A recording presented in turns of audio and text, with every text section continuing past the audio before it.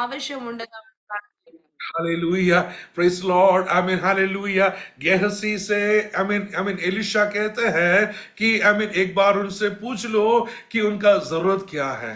ഗഹസിയോട് ആ പ്രവാചകൻ പറയുകയാണ്, നീ അവളോടൊന്ന് ചോദിക്കുക, അവൾക്ക് ചെയ്തു കൊടുക്കാൻ എന്തെങ്കിലും ആവശ്യങ്ങളുണ്ടോ? क्या हम राजा से कुछ बातों का रिकमेंडेशन करना है?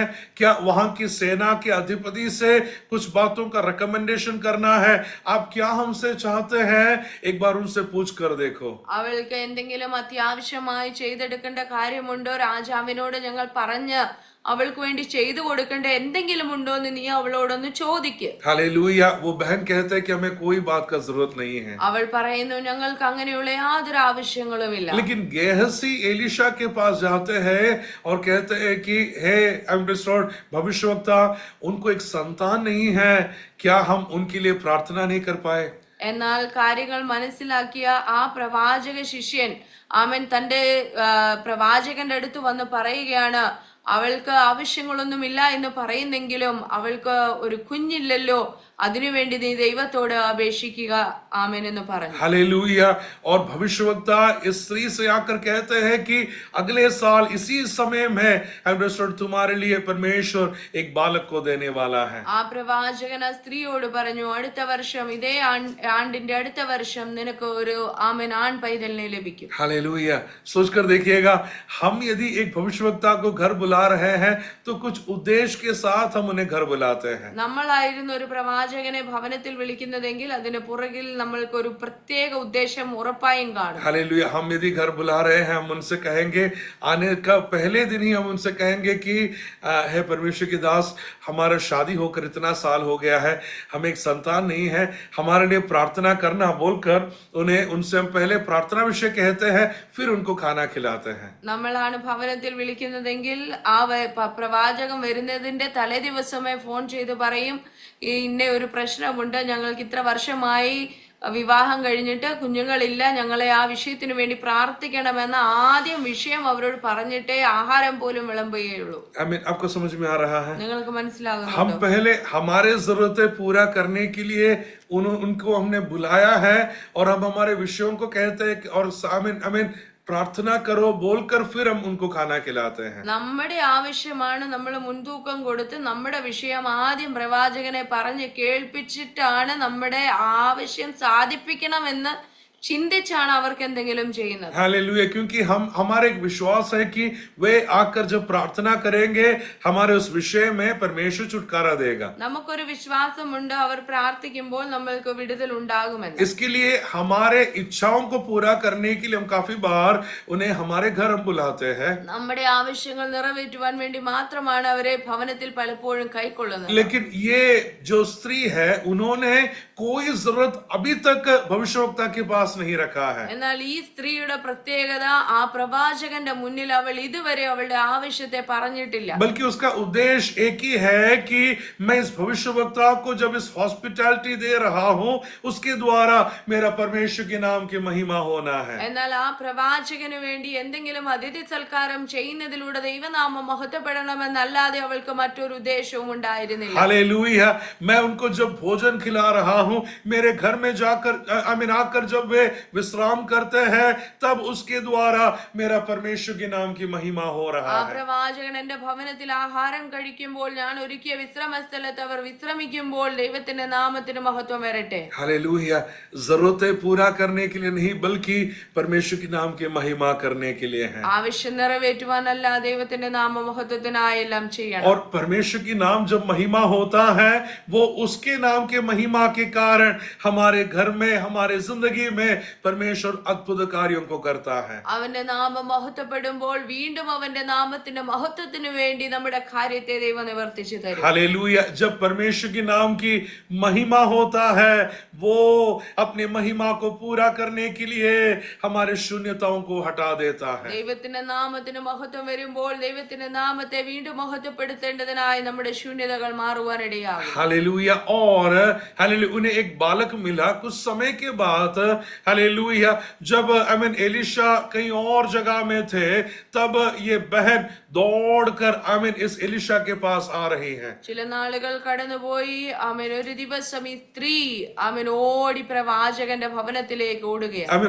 भविष्यवक्ता एलीशा से कहता है, गेहसी से कहता है कि जाओ पूछो क्या वो सब सही सलामत है या नहीं। പ്രവാചകൻ ശിഷ്യനോട് പറയുകയാ, വേഗത്തിൽ ചെന്ന് ചോദിക്കുക, അവൾക്ക് എന്തോ ആമേൻ ആവശ്യമുണ്ടല്ലോ. हालेलुया। गेहसी जैसे ही जाकर उनसे पूछते हैं, वो बातों को कहने के लिए तैयार नहीं है, बल्कि वो कहते हैं कि सब कुछ ठीक है। ഗേഹസി ചെന്ന് ചോദിച്ചിട്ടും അവളൊന്നും പറയുവാൻ തയ്യാറായിരുന്നില്ല. അവൾ പറഞ്ഞു, എല്ലാം ശരിയാണ്, കുഴപ്പമൊന്നുമില്ല. लेकिन एलीशा के पास आकर उसके पैर में गिरते हुए वो स्त्री चिल्ला चिल्ला कर रोने के लिए तैयार हो जाती है। പ്രവാചകന്റെ കാൽക്കൽ വീണ അവൾ ഉറക്കെ നിലവിളിക്കുവാനിടയായി തീർന്നു. हालेलुया। गेहसी जैसे ही उन्हें पकड़कर हटाने के लिए कोशिश करते हैं, एलीशा कहते हैं कि मत हटाओ, क्योंकि वो अपने हृदय का सबसे बड़ा दर्दनाक अनुभव से होकर जा रही है, इसके लिए वो यहाँ पर रो रही है। പ്രവാചക ശിഷ്യൻ അവളെ പിടിച്ചു മാറ്റുവാനായി ശ്രമിക്കുമ്പോൾ പ്രവാചകൻ പറയുകയാണ്,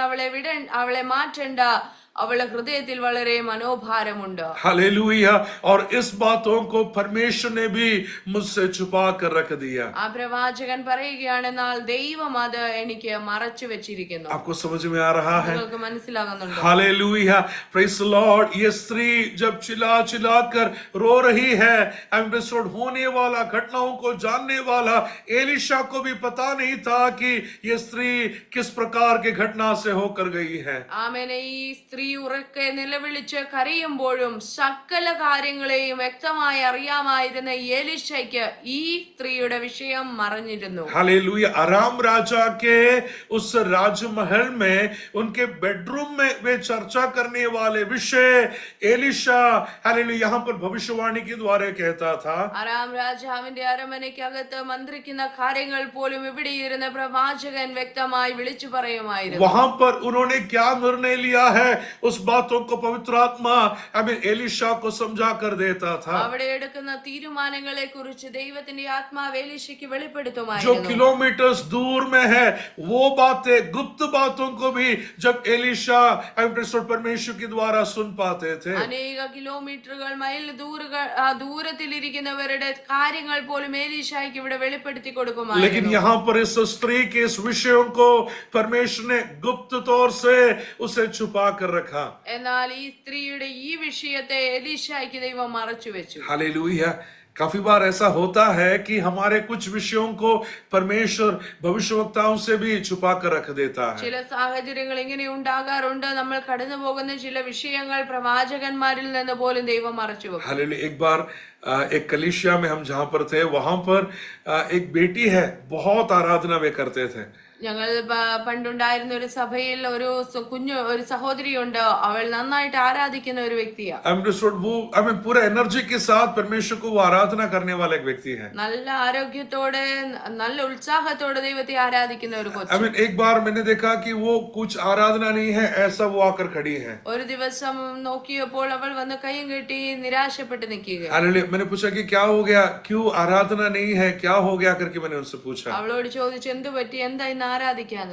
उन्होंने कहा कि पिछले 3 दिन से हमारे कलीसिया में भविष्यवक्ता है, लेकिन मेरे से एक भी भविष्यवाणी उन्होंने नहीं किया। അവള് പറഞ്ഞു, കഴിഞ്ഞ 3 ദിവസമായി പ്രവാചകൻ നമ്മുടെ സഭയിലുണ്ടല്ലോ, എന്നോട് ഒരു വാക്ക് പോലും പറഞ്ഞില്ല. हालेलुया। मुझसे भी कम दर्द वाले लोगों से भविष्यवक्ता ने भविष्यवाणी किया, लेकिन मैं इतना दर्द से भरा हुआ हूं, लेकिन फिर भी मुझसे उन्होंने एक भी भविष्यवाणी नहीं किया। എന്റെ അത്രയും പോലും പ്രയാസങ്ങളോ വേദനകളോ ഒന്നുമില്ലാത്തവരോടെല്ലാം പ്രവാചകൻ ആലോചന പറഞ്ഞു, ഇത്രയും പ്രയാസത്തിൽ കൂടെ കടന്നു പോകുന്ന എനിക്ക് ഒരു ശബ്ദം പോലും കേൾപ്പാനിടയായി. इसके लिए मैं परमेश्वर से नाराज हूं, इसके लिए मैं परमेश्वर की आराधना नहीं किया। അതുകൊണ്ട് എനിക്ക് ദൈവത്തോട് ദേഷ്യമാ, അതുകൊണ്ട് ഞാൻ ദൈവത്തെ ആരാധിച്ചില്ല. हालेलुया। सोचकर देखिएगा, भविष्यवाणी सुनने के लिए आग्रह किया, लेकिन जब भविष्यवाणियों को नहीं सुनते हैं, एक बात हम समझना जरूरी है कि काफी बातों को परमेश्वर और पवित्र आत्मा काफी बातों को गुप्त तौर से छुपा कर रख देता है। പല പ്രവചനങ്ങളും നമ്മൾ കേൾക്കുവാൻ ആഗ്രഹിക്കുമ്പോൾ തന്നെ നമ്മൾ മനസ്സിലാക്കണം ചില കാര്യങ്ങളെ ദൈവം ആമേൻ വെളിപ്പെടുത്തുകയില്ല. हालेलुया, कुछ बातों को परमेश्वर गुप्त तौर से रख देता है, ചില കാര്യങ്ങളെ ദൈവം രഹസ്യമാക്കി വെക്കും. लेकिन परमेश्वर जब करता है आश्चर्य कार्यों को हमारी जिंदगियों से परमेश्वर पूरा करता है। എന്നാൽ ദൈവം ചെയ്യുമ്പോൾ അത്ഭുതകരമായ വിഷയങ്ങളെ ദൈവം നമ്മുടെ ജീവിതത്തിൽ വെളിപ്പെടുത്തും. हालेलुया, यहाँ पर अब्राहम हालेलुया मोरिया के पहाड़ की ओर अपने बेटे को लेकर जा रहा है, ഇവിടെ അബ്രഹാം മകനുമായി മോറിയ മല ആമേൻ കയറുകയാണ്. लेकिन उसे पता नहीं कि क्या होने वाला है, कैसा मैं इस बातों का सामना करने वाला हूँ। ജീവിതത്തിൽ എന്ത് നടക്കാൻ പോകുന്നെന്നോ എന്താകുമെന്നോ തനിക്ക് അറിയത്തില്ല. हालेलुया, बेटा ने पूछा कि हालेलुया एपिसोड आग है, लकड़ी है, लेकिन याग करने के लिए या वेदी में रखने के लिए, बलि चढ़ाने के लिए वेदी का वस्तु कहां पर है? മകൻ ചോദിക്കുക, തീയുണ്ട്, വിറകുണ്ട്, എന്നാൽ യാഗം അർപ്പിക്കാനുള്ള വസ്തു എവിടെ? हालेलुया, पिता ने उन्हें शांत करने के लिए एक जवाब तो दे दिया कि यहोवा हमारे लिए इंतजाम करने वाला परमेश्वर है। അവനെ ഒന്ന് ആമേൻ ആശ്വസിപ്പിക്കാനായിട്ട് അപ്പൻ പറഞ്ഞു, യഹോവ കരുതിക്കൊള്ളും. यहोवा हमारे लिए इंतजाम करने वाला परमेश्वर, ദൈവം നമുക്ക് വേണ്ടി കരുതിക്കൊള്ളും. हमारा परमेश्वर इंतजाम करने वाला परमेश्वर है। നമ്മുടെ ദൈവം കരുതുന്ന ദൈവമാണ്. हालेलुया, विश्वास के साथ उन्होंने कहा, पहाड़ पर उसने चढ़ा, लेकिन तब तक हालेलुया इसहाक ढूंढ रहा है कहां पर परमेश्वर इंतजाम किया है। हालेलुया, उस बलि में चढ़ाने के लिए उस याग वस्तु कहां पर है, इसहाक भी शायद ढूंढ रहा है। ദൈവം കരുതുമെന്ന് പറഞ്ഞപ്പോഴും ഇസഹാക്ക് നാലുപാടും അന്വേഷിക്കുന്നുണ്ട്, യാഗം അർപ്പിക്കുവാനുള്ള മൃഗം എവിടെയെന്ന് അവൻ നോക്കിക്കൊണ്ടിരിക്കുക. और यहाँ पर इस मोरिया के पहाड़ में जब पहुंचा, तब अब्राहम वहां पर एक एक पत्थर रखते हुए वेदी वे बना रहे हैं। ആ മോറിയ പർവ്വതത്തിൽ ചെന്ന് അവർ ഓരോ കല്ലുകൾ പറക്കി വെച്ച് യാഗപീഠം പണിയുകയാണ്. हालेलुया, एलिया नाम के भविष्यवक्ता जब बलि चढ़ाने के लिए आया, तब तितर फुतर हुआ, उस पत्थरों को दोबारा उसने रिकंस्ट्रक्ट करके वहां पर उसने बलि चढ़ाया था। ഏലിയാവ് യാഗം അർപ്പിക്കുവാനായി പോയപ്പോൾ അവിടെ ഇടിഞ്ഞു കിടന്ന യാഗപീഠത്തെയാണ് താൻ പുതുക്കി പണിത്. पहले वहां पर था, लेकिन जो टूट गया था उसे दोबारा तैयार करके वहां पर वो बलि चढ़ाया। ഇടിഞ്ഞു കിടന്ന അവിടെ ഉണ്ടായിരുന്ന ഒരു യാഗപീഠത്തെയാണ് താൻ പുതുക്കി പണിത്. लेकिन यहाँ पर अब्राहम जब बलि चढ़ाने के लिए आया, तब पहले से वहां पर कोई वेदी नहीं था, बल्कि अब्राहम वहां पर एक नया वेदी बना रहा है। എന്നാൽ ഇവിടെ അബ്രഹാം ആ പർവ്വതത്തിൽ കടന്നു വന്നപ്പോൾ അവിടെ അതിനു മുമ്പ് യാഗമൊന്നും നടന്നിട്ടില്ല. താൻ പുതിയൊരു യാഗപീഠം പണിത് താൻ ദൈവത്തെ ആരാധിക്കുവാൻ പോകും. जैसे ही हालेलुया समय आया, बेटे से कहता है कि तू ही है वो याग वस्तु। സമയമായപ്പോൾ മകനോട് പറഞ്ഞു, നീയാണ് യാഗവസ്തു. लेकिन वो बेटा तैयार हो गया उस हालेलुया बलि चढ़ाने के लिए, वो अपने आप को समर्पण कर रहा है। ആ മകൻ താൻ ഒരുക്കമായി, താൻ ആ യാഗമായി അർപ്പിക്കപ്പെടുവാനായി താൻ ഒരുങ്ങി. अच्छा है कि उस समय का इसहाक था, आज का इसहाक होता तो गाड़ी से निकलकर भाग जाता था। അന്നത്തെ ഇസഹാക്കായിരുന്നത് കൊണ്ട് അതിന് തയ്യാറായി. ഇന്നത്തെ ഇസഹാക്കായിരുന്നെങ്കിൽ വണ്ടി എടുത്തുകൊണ്ട് ഓടിയേനെ. हालेलुया, यहाँ पर एक बहुत बढ़िया डीबी मॉल करके एक शॉपिंग मॉल है।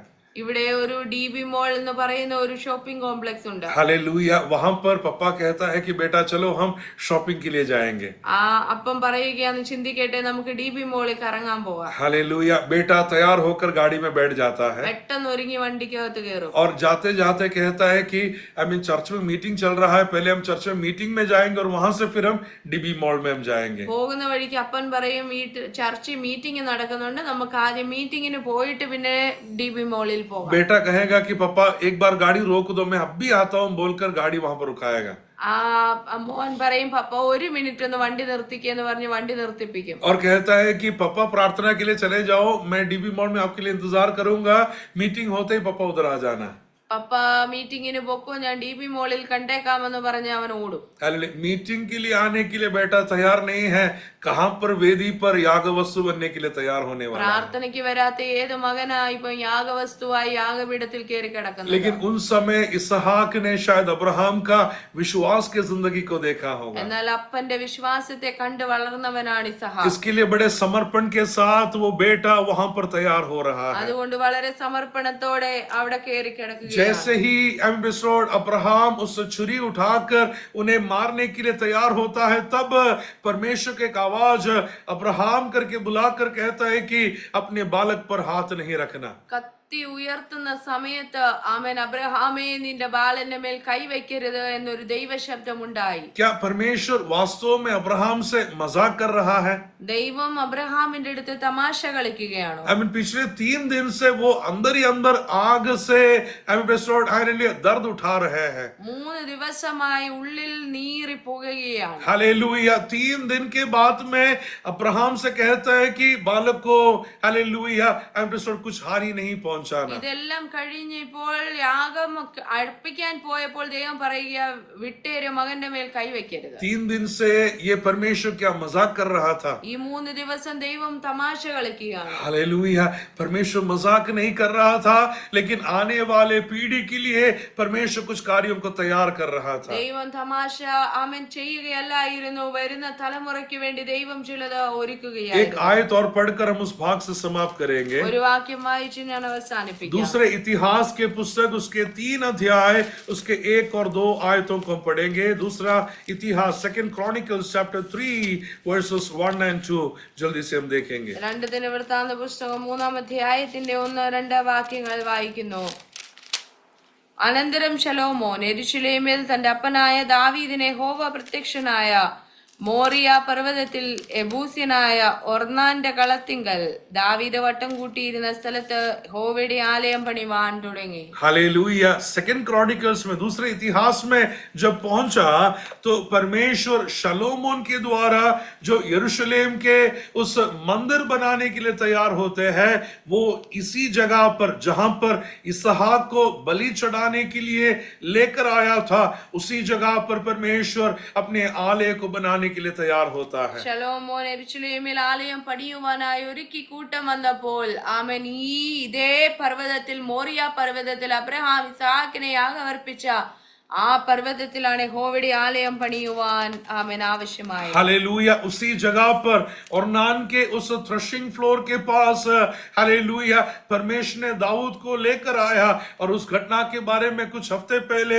मैंने ऑलरेडी आपसे बांटा था। എബൂസിനായ ഒർന്നാന്റെ കളത്തിങ്കൽ ദാവീദ് യാഗമർപ്പിച്ച വിഷയത്തെക്കുറിച്ചും അവിടെ ദാവീദ് വന്നെത്തിയ വിഷയത്തെക്കുറിച്ചും ഒക്കെ ചില ആഴ്ചകൾക്ക് മുമ്പ് നിങ്ങളോട് സംസാരിച്ച വിഷയമാണ്. दावीद ने लोगों का गिनती लेने के लिए वो तैयार हो गया, ദാവീദ് ജനത്തെ എണ്ണുവാൻ ഒരുങ്ങി. और उस गिनती लेने के कारण परमेश्वर का क्रोध दाऊद के ऊपर भटका करके हमने वहां पर हम देखे थे। ദാവീദ് ജനത്തെ എണ്ണിയത് നിമിത്തം യഹോവയുടെ കോപം ദാവീദിന് നേരെ ജ്വലിച്ചു എന്നൊക്കെ നമ്മൾ അന്ന് കണ്ടതാണ്. और जब इस ओर्नान के थ्रेशिंग फ्लोर यरूशलेम के पास जब आया, तब हालेलुया दाऊद का परमेश्वर के साथ एक एनकाउंटर हो रहा है। ആ ഒർന്നാന്റെ കളത്തിങ്കൽ അവിടെ യെരൂശലേമിന്റെ അടുക്കൽ വരെ സംഹാരദൂതൻ വന്നപ്പോൾ ദാവീദുമായി ദൈവത്തിനൊരു ആമേൻ ഇടപെടലുണ്ടായി. हालेलुया। और परमेश्वर कहता है कि 3 बातों का चुनाव कर सकते हैं। यदि 3 साल का अकाल,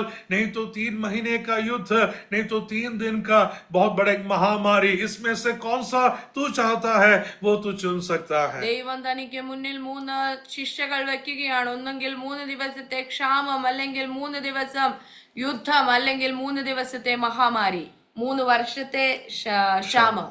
3 साल का हालेलुया अकाल, नहीं तो 3 महीने का हालेलुया युद्ध, नहीं तो 3 दिन का महामारी। ऐसे 3 दिनों का या 3 महीनों का या 3 सालों का घटनाएं परमेश्वर इस दाऊद के सामने रखता है। 3 വർഷം ക്ഷാമം അനുഭവിക്കണം, അല്ലെങ്കിൽ 3 മാസം യുദ്ധമുണ്ടാകും, അല്ലെങ്കിൽ 3 ദിവസം ദേശത്ത് മഹാമാരി ഉണ്ടാകും. हालेलुया। दाऊद कहता है कि हालेलुया महामारी होगा, नहीं तो युद्ध होगा, नहीं तो अकाल होगा, तो मेरे लोग शायद उस दर्द से होकर जाना पड़ेगा, और मैं शत्रुओं के हाथों में गिरना पड़ेगा। भला है कि मैं शत्रुओं के हाथों में ना गिरे, बल्कि मैं मेरे परमेश्वर के हाथों में गिर जाऊं।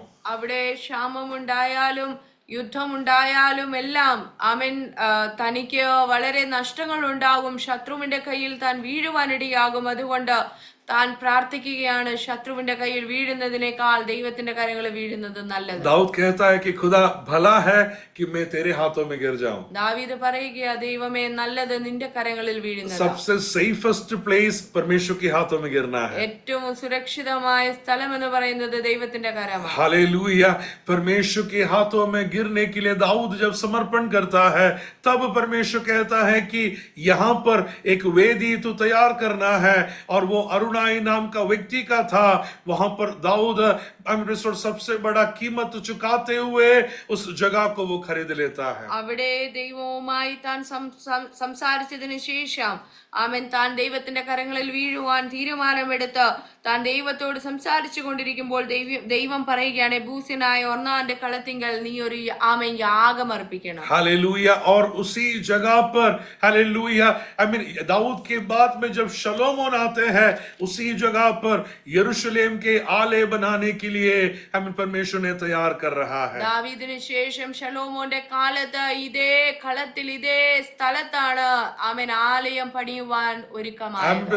कितने साल पहले परमेश्वर ने अब्राहम को इसी मोरिया पर्वत में लेकर आया था, अपने एकलौता पुत्र इसहाक को परमेश्वर के लिए बलि चढ़ाने के लिए. വർഷങ്ങൾക്ക് മുന്നമേ അബ്രഹാമിനെ ദൈവം ആ മോറിയ മലയിലേക്ക് തന്റെ ഏകജാതനായ മകനുമായി കയറി വരുവാൻ ഇടയാക്കി തന്റെ പുത്രനെ യാഗമർപ്പിക്കും. और कुछ साल बाद उसी मोरिया पहाड़ पर परमेश्वर अपने आलय को बनाने के लिए तैयार हो रहा है. അതേ പർവ്വതത്തിൽ വർഷങ്ങൾക്ക് ശേഷം ദൈവത്തിന്റെ ആലയം പണിയുവാൻ ദൈവത്തിന് ഇഷ്ടമായി. अब्राहम जिस टेंशन से होकर गया, उसके पीछे परमेश्वर का बहुत बड़ा एक उद्देश्य रहा है. അബ്രഹാം കടന്നുപോയ വേദനയുടെ പുറകിൽ ദൈവത്തിന് ഒരു ഉദ്ദേശമുണ്ടായിരുന്നു. हालेलुया. क्या परमेश्वर ने गिनती नहीं किया है? परमेश्वर जरूर अपने लोगों का गिनती किया है. ദൈവത്തിന് ജനത്തിന്റെ എണ്ണം അറിയത്തില്ലയോ? ദൈവത്തിന് നിശ്ചയമായും ജനത്തിന്റെ എണ്ണം ഉണ്ട്. आमीन. एक आयत और हम पढ़ेंगे, गिनती का पुस्तक उसके 2 अध्याय उसके 32 आयत को हम देखेंगे. गिनती का पुस्तक book of numbers chapter 2 versus 32 हम जल्दी से देखेंगे.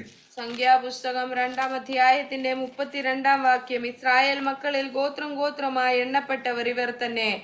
പാളയങ്ങളിൽ ഗണം ഗണമായി എണ്ണപ്പെട്ടവരാകെ 6,03,250 പേർ ആയിരുന്നു. हालेलुया. परमेश्वर जब उनसे गिनती करने के लिए कहता है, तब 6,03,550 लोग पुरुष लोग थे करके वहां पर बताया गया है. അവിടെ പാളയത്തിലുള്ളവരെ എണ്ണിയപ്പോൾ 6,03,550 പേർ അവർ പുരുഷന്മാരുണ്ടായിരുന്നു എന്ന് എഴുതി. हालेलुया. गिनती इसके लिए बताया गया है क्योंकि कुछ समय पहले मिस्र में फरवो राजा ने एक कल्पना दिया था कि जो भी पुरुष संतान होता है उन्हें मार डालना है या नाइल के उस नदी में फेंक देना है. ഇവിടെ എണ്ണം പറയുന്നതിന്റെ പുറകിൽ ഒരു ഉദ്ദേശമുണ്ട്. കുറച്ചു വർഷങ്ങൾക്ക് മുമ്പ് മിസ്രൈമിലെ രാജാവ് പറഞ്ഞു, ഇസ്രായേൽ മക്കളുടെ പുരുഷനായി ജനിക്കുന്ന ആൺപൈതങ്ങളെ എല്ലാം നൈൽ നദിയിൽ എറിഞ്ഞു കളയണം. जब मार डालने के लिए कहा, तभी भी परमेश्वर कुछ लोगों को ऑलरेडी तैयार किया था. അവിടെ ആമൻ കൊല്ലുവാനുള്ള കൽപ്പന പുറപ്പെടുവിക്കുമ്പോഴും ചിലതിനെ ദൈവം ആമൻ മറച്ചു വെച്ചു. हालेलुया. पुरुष संतानों को परमेश्वर ने संभाल कर रखा. उसका गिनती हमने देखा कि 6,03,550 पुरुष लोग. सोचकर देखिएगा, शैतान जब इरादा बनाता है, परमेश्वर उसके बीच में भी अद्भुत कार्यों को करने वाला परमेश्वर है. അന്നാൺ പൈതങ്ങളെ ആമൻ കൊന്നുകളയുവാൻ കൽപ്പന പുറപ്പെട്ടിരുന്ന കാലത്തും ദൈവം ചിലതിനെ മറച്ചു വെച്ചിരുന്നത് കൊണ്ട് ഇപ്പോൾ ദൈവം ഒരു കണക്ക് കാണിക്കുകയാണ്. ഇത്ര ലക്ഷക്കണക്കിന് പുരുഷന്മാർ ആമൻ ഇസ്രായേലിൽ ഉണ്ട്. आज कलीसिया जब पीड़ाओं से होकर जा रहे हैं, डरने का जरूरत नहीं. परमेश्वर कुछ लोगों को आज भी तैयार कर रहा है. സഭ ഇന്നും പീഡനത്തിലൂടെ കടന്നു പോകുമ്പോൾ ഭയപ്പെടേണ്ട, ദൈവം ചിലതിനെ മറച്ചു വെക്കുന്നുണ്ട്. हालेलुया. परमेश्वर एक दिन गिनती लेने वाला परमेश्वर है. ദൈവം ഒരു ദിവസം ഒരെണ്ണം അറിയിക്കും. हालेलुया. Praise the Lord.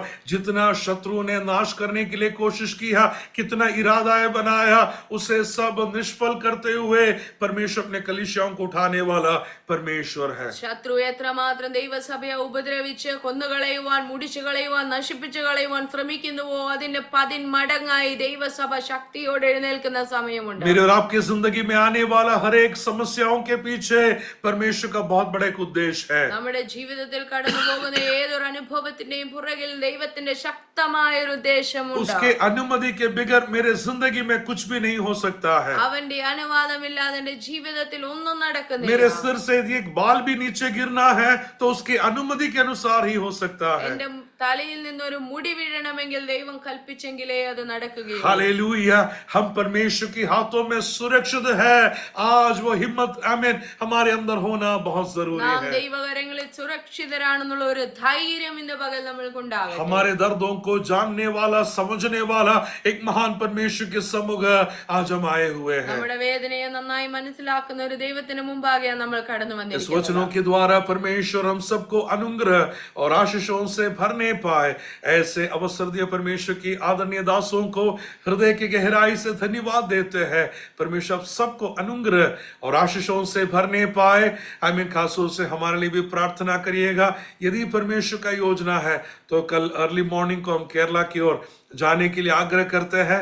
हमारे चर्च का एक बेटा का शादी है आमीन मंडे को, इसके लिए हम केरला जाने के लिए आग्रह में है। वापस अगले हफ्ते लौट कर आना है आमीन। तो शायद अगले हफ्ते हम जुड़ नहीं पाएंगे क्योंकि अगले फ्राइडे को केरला से हम वापस लौटना है, यात्रा में रहेंगे हम आमीन। लेकिन आपकी प्रार्थनाएं हम मांगते हैं, आपकी प्रार्थना हमारे लिए बहुत ही अनुग्रह का कारण है। God bless you all. Amen, amen, amen. Thank you.